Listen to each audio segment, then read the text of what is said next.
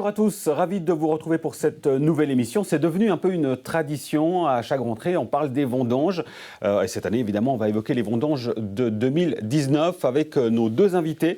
Rodrigo Banto, bonjour à vous. Bonjour. Vous êtes l'œnologue responsable de Cave de la Côte et à vos côtés Jean-Daniel Heiniguer, bonjour également à vous. Bonjour. Président des Vins d'Oignon qui sort finalement d'un joli week-end magnifique pour la 9e fête de la vigne. C'était le week-end passé. Tout à fait. Ça s'est vraiment bien passé. C'était magnifique, les conditions météo étaient là. Le soleil est venu au bon moment et c'était vraiment plein de monde. Il y a même eu presque rupture de stock. Ils ont été chercher les anciens verres des années passées. Non, c'était magnifique. Ouais. Rupture de stock, c'est ce qu'on espère pour les vendanges 2018, parce qu'évidemment il y a beaucoup de production, mais on y reviendra tout à l'heure. Ne mélangeons pas tout. On va d'abord évoquer évidemment ces vendanges. Rodrigo Banto, comment se présente ce millésime 2019 ? Alors ça se présente très bien, mieux que prévu. En fait, 18, si on fait le parallèle, 18 c'était un millésime qu'on savait qui était très bien, très prometteur. 19, c'est un millésime qui a commencé un peu lentement, le printemps était pluvieux, était froid, donc on avait du retard. On s'est dirigé vers un millésime normal, on va dire.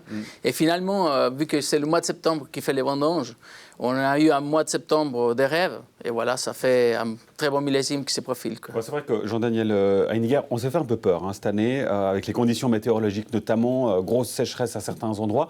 Au final, vous rejoignez Rodrigo Banto ? Oui, tout à fait. Ce sera un bon millésime. C'est une année normale, comme il a dit. On peut dire, il y en a qui disent c'est tardif, mais on a tellement l'habitude de la précocité. Il ne faut pas oublier que sur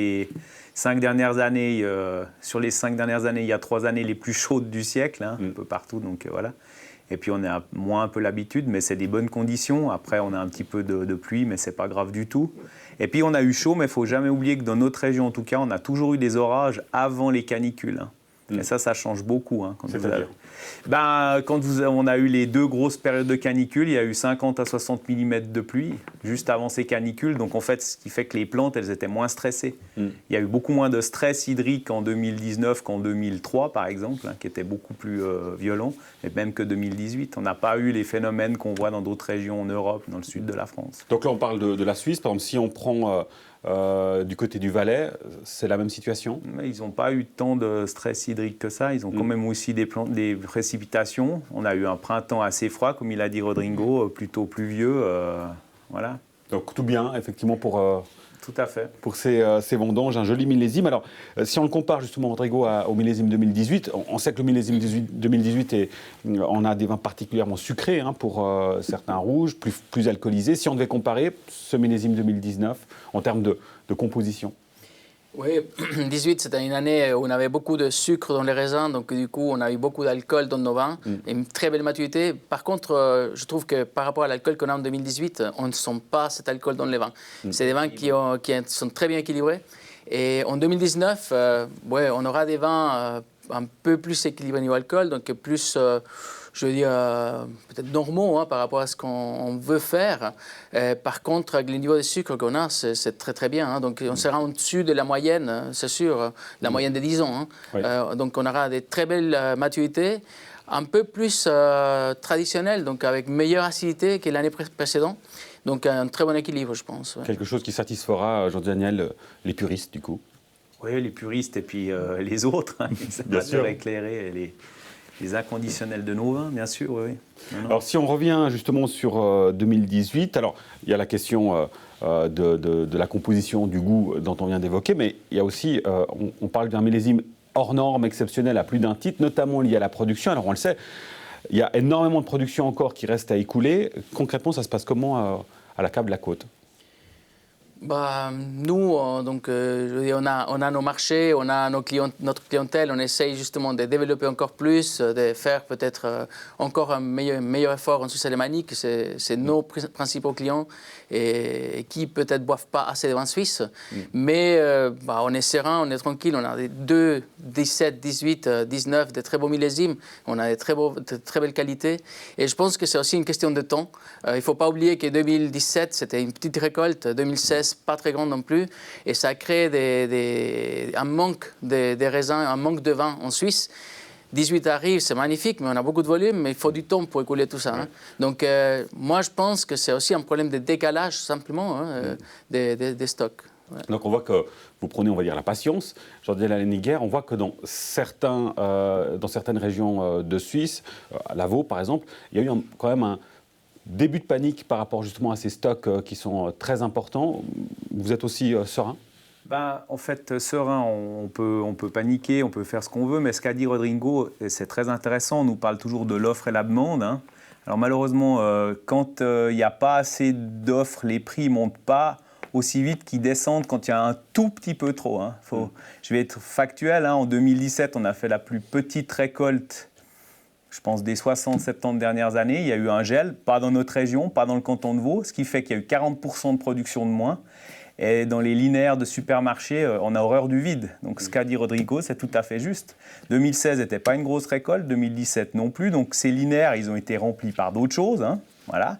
Et puis d'un coup, en 2018, on fait une récolte grosse. En fait, c'est normal. La vigne, dans des tas de régions de Suisse, elle n'a rien produit en 2017. Donc même en lui disant, en lui coupant, en faisant de la vendange en verre, arrive un moment, elle produit ce qu'elle doit produire. Donc on a produit 110 millions de litres, alors qu'une année normale, c'est 90 millions, 100 millions, donc ce n'est pas non plus un excédent.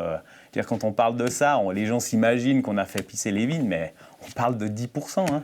D'une année normale, c'est strictement rien. Donc on voit moins 40 en 2017, plus 10% d'une année normale en 2018, et c'est la catastrophe. Et donc en fait, on a un problème énorme d'ajustement de marché. Ça, c'est une réalité, parce qu'en fait, on n'arrive pas à absorber ces à-coups qui sont totalement normaux dans tous les vignobles du monde et dans tas d'autres production. Et en fait, on n'a pas les outils pour gérer ça. C'est ça notre problème. On parle de quel genre d'outils ? On a eu parlé de la réserve climatique, de choses comme ça, où en fait, d'autres régions dans le monde, hein, nos amis français, les Champenois, ils font des réserves climatiques. On va rappeler le principe de la réserve climatique. C'est utiliser les stocks d'une année pour d'autres millésimes. Quand il y a un peu moins, etc. Ce qui aurait, par exemple, évité beaucoup de problèmes en 2017. Si on avait une réserve climatique, on aurait pu continuer à fournir les marchés demandeurs sur certains types de vins. Et on n'aurait pas eu besoin d'importer ces quantités d'ailleurs. Parce qu'aujourd'hui, ce n'est pas possible, parce qu'il faut adapter la législation pour pouvoir le faire. Il faut adapter la législation, ce n'est pas si simple que ça. Non, alors évidemment, ça c'est clair. Rodrigo Banto, cette réserve climatique, c'est une solution intéressante ? Oui, bien sûr, ça peut être une solution intéressante justement pour lisser un peu les productions de chaque année, chose que nous, on essaye de faire hein, avec la vendange en verte, avec les quotas. On essaye justement de lisser les vendanges, mais bon, on est tributaire de la météo, on est tributaire de la nature. Et aussi, on a un vignoble, une viticulture qui est on n'intervient pas trop, je veux dire. Hein. Donc on dépend de la pluie, hein. On ne peut pas arroser ou irriguer comme d'autres latitudes. Donc on peut moins gérer les productions. Et voilà, on a des écarts qui ne sont pas non plus énormes, mais que ça peut faire un peu des instabilités, quoi, ouais. Et la chose qui est le plus important, c'est gérer à l'échelle nationale, c'est une chose, mais en fait, le problème qu'il y a, c'est les liquidités chez les viticulteurs. Même si vous avez des réserves climatiques, il arrive à un moment donné, si l'argent ne rentre pas, parce que vous ne pouvez pas sortir les contrats comme d'habitude, ça pose des problèmes. À l'échelle individuelle, c'est des problèmes qui sont absolument terribles. Ce n'est pas aussi simple que ça à régler. Je veux dire, le marché du vin, du raisin, on ne fait pas des marges, on n'est pas à l'industrie horlogère. Les marges qu'on fait, c'est pas ça. Donc, elles se réduisent de plus en plus. Oui. Donc en fait, on a de plus en plus de pression aussi. Je veux dire quand même la pression des gens. Hier, si vous avez regardé la télé, il y avait un vigneron sur Genève. Il disait on a tout fait, on est même bio, etc. On s'imagine, oui, vous faites tout ça et ça ira mieux. Mais en fait, non. Je veux dire, on a fait le plus beau millésime des 10 dernières années l'année passée. On ne vend pas plus grâce à ça. Donc on a un problème. Je veux dire, on a un problème de notoriété, on a un problème. On fait des choses extraordinaires en Suisse. Les gens ici, à Agnon, chez un vigneron en caveur comme moi ou à la cave, Rodrigo qui a dû voyager, je pense qu'il n'y a pas un pays au monde où vous pouvez aller, vous avez 50 cépages différents, vous voulez du merlot de Nyon, il y en a, vous voulez du cabernet, il y en a, du chasselas, du chardonnay, du viognier, du gamay, du pinot noir, du cabernet franc, vous trouvez ça où ailleurs dans le monde ? Nulle part. Alors, honnêtement, nulle part. Alors justement, la question de la demande, en l'occurrence, le marché, mais pas de la production, mais de l'autre côté, les clients. Avant d'évoquer ça, Rodrigo Banto, peut-être rebondir sur ce que dit Jean-Daniel. Vous venez d'Amérique du Sud. On enlève 30 secondes l'étiquette cave de la côte. Vraiment, votre compétence et votre rôle d'œnologue, quand vous voyez la diversité qu'on a ici en Suisse, et surtout la progression quand même ces dernières années en termes de qualité, vous le constatez? Ah oui, oui, tout à fait. Oui, oui. Bah, je suis arrivé en 2003, donc par rapport à 2003 et ce qu'on fait aujourd'hui, ça a complètement changé. L'état des vignes aussi, hein, donc je me rappelle, on a toujours eu des très belles vignes en Suisse, mais avant c'était des vignes qui étaient comme des jardins, beaux vertes, beaucoup de vigueur. Maintenant on voit que les vignes, elles deviennent, à mon avis, mieux équilibrées, avec moins de vigueur. Donc on fait plus d'efforts pour produire des raisins qui sont vraiment concentrés, qui ont de beaux fruits, des beaux tanins. Et il y a un effort dans la viticulture qui est énorme. En plus, passer d'une viticulture un peu conventionnelle, de plus en plus, on essaye de limiter les produits phytosanitaires. Donc on fait énormément d'efforts. Et je trouve que oui, la qualité des vins suisses, ça a augmenté, vins vaudois aussi. Et pas simplement la qualité, mais la diversité. C'est vrai que ces 10, 15 dernières années, ouais, je trouve que c'est hyper intéressant. Et peut-être le problème qu'on a, c'est vraiment communiquer plus et mieux. Et ce qu'on fait, et ce qu'on a fait ces dernières années, parce que chaque fois qu'il y a des gens qui viennent déguster à la cave, bah, et qui ne connaissaient pas, ils sont bluffés, hein, parce qu'ils disent « Non, mais attendez, je ne connaissais pas tous ces cépages, ni toutes ces différentes façons de vinifier. » Oui, alors justement, Jean-Daniel Laniguer, on a quand même face à un paradoxe parce qu'on sait que les Suisses sont extrêmement attachés à leurs vignerons, à leurs agriculteurs en général. C'est symbolique, hein, c'est très fort. On le voit aussi notamment pour tout ce qui est protection du paysage, les balcons du Lavaux notamment. Et puis de l'autre côté, on voit qu'il y a un désamour quand même des Suisses, déjà de manière générale pour le vin, la consommation en baisse, et pour les vins suisses, en particulier aussi, quand on regarde le marché, c'est une minorité des vins qui sont consommés en Suisse. Ouais, c'est même pas 40%. Ouais. Voilà. Et alors, comment on fait pour, à part en parler, comme on le fait ici, mais ce qu'évoquait Rodrigo, c'est taper à la porte des alémaniques? Bah, déjà, oui. Et puis peut-être, moi, je suis convaincu qu'on devrait essayer de se mettre ensemble pour exporter des vins, parce que nul n'est prophète en son pays. Je veux dire... si vous regardez la notoriété des grands vignobles, il ne vient pas des gens du cru. Hein. Je veux dire, les voisins qui nous entourent, des bouteilles à 200 €, ce n'est pas les gens de Bourgogne qui se les payent. Donc c'est comme ça qu'on doit essayer de faire aussi monter ça. Mais ça prend énormément de temps. Le problème, c'est ça. C'est que ce qu'on fait en viticulture, c'est sur du temps long. On plante une vigne pour 20, 25 ans. On fait un vin, on l'élève pendant minimum 12 mois, 18, 36 mois. On le vend sur X. Et en fait, tout devient plus court parce que les gens veulent des réponses tout de suite, et puis ça tourne, hein, les salaires ils tournent, l'AVS ça tourne, on doit payer, c'est ça, et puis ça devient de plus en plus difficile. Oui. Et puis les efforts au niveau de la production, je veux dire, j'ai regardé, on a eu les chiffres, Changin les a sortis, 89% du vignoble suisse est soit en production intégrée, soit en biodynamie. Donc le conventionnel, c'est même plus 1500 hectares. Donc quand on nous dit, faites de la viticulture conventionnelle, mais en Suisse, ça n'existe pas, c'est des rares exceptions. Oui. Alors, il y a cet élément-là, Rodrigo Banto, puis il y a aussi les tendances, les modes. On parlait des puristes avant, alors si on leur parle de vin avec du glaçon dedans, c'est quelque chose qui va heurter beaucoup de sensibilité. Mais pour dire qu'il y a aussi ces tendances-là qui viennent et un marché qui va beaucoup plus vite en termes d'attente des consommateurs aussi. Oui, tout à fait. Alors, pour moi, ça ne me choque pas, mais peut-être parce que je viens justement du Nouveau Monde.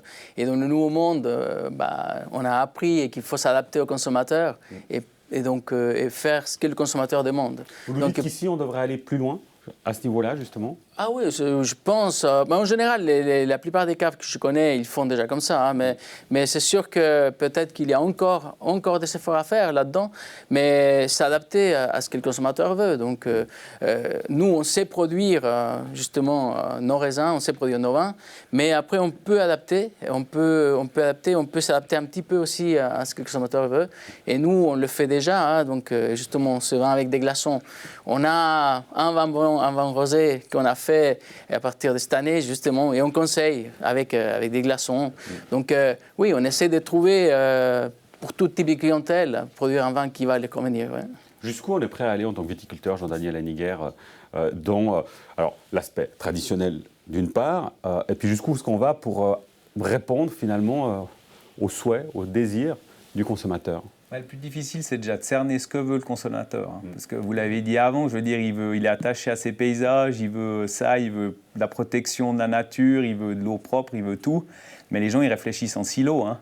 Je veux dire, vous n'avez pas de paysage, vous n'avez pas de viticulture si vous n'achetez pas de vin et si vous ne consommez pas du vin sur place. Je veux dire, Si chacun ne prend pas un peu sa mesure, c'est bien d'aller défiler dans la rue. Moi, je soutiens les jeunes, ils vont dans la rue pour le climat, etc. Mais enfin, s'il n'y a plus rien qui se passe parce qu'on ne peut plus cultiver des vignes, parce qu'on ne peut plus les louer, parce qu'on ne peut plus payer le personnel, ben, ça va vite changer, quoi. Je veux dire, il faut quand même être conscient de ça. Je ne veux pas culpabiliser les gens, mais juste prendre conscience que, ouais, il y a des problèmes, mais on n'est pas hors sol, quoi. On ne peut pas répondre à ça. On ne va pas se mettre à faire du raisin sans vigne. Je veux dire, oui, on a la viande bientôt sans bête, d'accord, mais je veux dire, du vin sans raisin, ça n'existe pas encore. Et heureusement, et c'est même interdit. Hein. Voilà, là c'est la limite. Je voulais avoir une limite, Voilà, ouais. on en a une. Oui, là il y a vraiment une limite. Ouais. Mais il faut juste que les gens consomment 2 bouteilles par année de plus de vin suisse. Et ça suffit. Et ça suffit. Et c'est pas énorme, c'est bon. effectivement. Ouais, Par année, ça. 2 bouteilles de plus. Hein, donc Alors, en termes de promotion, d'image et de communication, parce qu'on a compris qu'il y a un déficit à ce niveau-là, il y a quand même des choses qui ont été faites. On pense à l'initiative de Feu Pierre Keller, qu'on recevait régulièrement ici, avec on Lavaux, on avait cette énorme affiche, je crois que c'était Le Monde s'incline. Le monde s'incline devant le vin vaudois. Bon, ça c'était anecdotique, mais on est un peu sorti quand même du cadre, Rodrigo Banto. On essaye de faire des choses. Oui, tout à fait. On essaie de faire des choses, mais ce n'est pas suffisant. Et je pense qu'il faut faire des choses, mais aussi à niveau national. Hein, et là, c'était très régional. Il faut faire des choses au niveau national. Il faut intéresser nos voisins des Suisses alémaniques au vin vaudois. Ils connaissent ou ils connaissaient. Ils détournent leur attention. Maintenant, il faut leur faire venir ici. Il faut aussi aller là-bas, les retrouver. C'est eux, 60% de la population. C'est eux qui ont le plus de pouvoir d'achat et de consommation. Donc, il faut les réintéresser aux vins locaux de la Suisse, quoi. Et surtout, il faut leur dire que le vin romand est meilleur que le vin alémanique, hein, accessoirement. Non, je pense qu'il faut dire que tous les vins suisses sont bons, parce que partout en Suisse, on a fait des efforts, tant en Suisse alémanique, Tessin, Genève, Valais, partout. Non, c'est un clin d'œil, c'est une boutade, évidemment. Jean-Daniel Henniger, alors, ce que vous disiez tout à l'heure, en fait, il y a aussi la question de vraiment d'être solidaire, ça c'est une chose, mais surtout de se battre ensemble. Vous parliez à l'international, mais aussi en Suisse. On comprend par là qu'en fait, on n'est pas assez solidaire dans le milieu en Suisse. Solidaire, c'est pas qu'on n'est pas solidaire, c'est que chacun doit quand même déjà s'occuper de ses affaires à lui, si ça va pas bien. Puis après, de l'autre côté, quand même, en face, on a des régions, des produits, hein, ils ont des machines de guerre. Hein. Si vous regardez des produits comme le Prosecco, il y a 15 ans, personne n'en parlait, mais je veux dire, c'est des budgets marketing et de pub qui nous dépassent complètement, quoi. Je veux dire, nous, on n'est pas armés face à ce genre de choses. Ça, il ne faut quand même pas l'oublier. Donc, comment on fait pour lutter là contre? Je ne sais pas, c'est assez compliqué. Hein. Vous allez partout en vacances, on vous sert les mêmes trucs. C'est aussi la mondialisation du vin. Hein. Puis c'est la guerre. Hein. Dans le monde, il se produit un peu trop de vin. Hein. Il y a une surproduction mondiale parce que beaucoup de pays ont planté des surfaces énormes. Donc, je n'exagère pas en disant que c'est la guerre. Hein. Ouais. Alors, si on prend, pour terminer un peu de perspective, Rodrigo Banto, Jean-Daniel Henniger nous parlait brièvement de ces manifestations pour le climat. Alors, un mot justement sur, de manière générale, le changement climatique, avec l'implication que ça a sur la production de vin. Il y a de nouveaux acteurs qui, a priori vont arriver dans des régions où il n'y a pas la culture du vin. Dans ces prochaines années, a priori, le monde du vin risque de beaucoup changer. Ça va évoluer, c'est sûr. Après, on ne sait pas non plus, on n'a pas de certitude à quelle vitesse ça va changer le climat ou la météo. Pour nous, c'est sûr, il y a déjà eu des études. Pour la Suisse, ça va être positif parce que finalement, on est dans une latitude assez nord et on va pouvoir produire toujours les vins comme on a eu fait, voire des cépages plus tardifs. Pour nous, ça ne va pas trop changer. Après, nous, on fournit une petite partie de la consommation suisse. Il faut encore qu'on continue à faire ça. Et je trouve qu'il faut valoriser aussi la viticulture familiale qui est faite en Suisse et garder ça. Et pour moi, ça, c'est un des risques justement de la globalisation aussi et de la concurrence. C'est qu'on, pour réduire les coûts, qu'est-ce qu'on fait? On agrandit les domaines. Et donc, d'une viticulture familiale, on va passer à une viticulture peut-être industrielle. Et c'est ça qu'on essaie d'éviter, quoi. C'est vrai que ça, c'est une tendance lourde, hein. Jean-Daniel Henniger, on le voit pour les exploitations agricoles aussi. le nombre de paysans qui disparaissent en Suisse pour des énormes... ce qui ne se voyait pas avant en Suisse, maintenant on voit vraiment des fermes industrielles. Vous avez cette crainte que ça puisse arriver aussi Bon, alors en Suisse, on n'en est pas encore aux fermes industrielles. Hein. Quand même, parce que des fermes de 1000 hectares, moi, j'en connais pas en Suisse. Hein. Vous passez la frontière, il n'y a pas besoin d'aller bien loin, il y en a beaucoup. Et je pense que ce n'est pas ça que les gens veulent et ce n'est pas ça qu'on veut non plus, quoi. Il a totalement raison. Hein. Si vous baissez toujours les coûts, vous pouvez toujours être au plus juste. Après, vous avez une industrialisation du processus. Je ne sais pas ce que ça va donner. Moi, j'espère. Je suis sûr qu'on n'arrivera pas à ça, mais il ne faut pas qu'on arrive à ça. Et puis de toute façon, il y a des limites. Hein. Dès que vous avez des vignes escarpées, etc., vous n'avez plus d'industrialisation. Hein. Les endroits où ça s'industrialise la vigne, ce n'est jamais des vignes où vous êtes en colline. Hein. Les vignes industrialisées, elles sont au plat. Hein. Donc on n'en est pas encore là en Suisse, heureusement. Hein. Messieurs, merci beaucoup. Jean-Daniel Henniger, président des Vins d'Oignon, et Rodrigo Banto, œnologue responsable de Cave de la Côte. Alors, on l'aura compris, un chiffre qui a été donné, si on veut soutenir le vin suisse, 2 bouteilles par année suffit. En plus. Vous voyez. 2 bouteilles en plus par année suffit pour soutenir justement la production locale. Merci beaucoup pour votre attention. Très bonne suite de programme sur la télé et puis surtout, santé. Santé, ouais.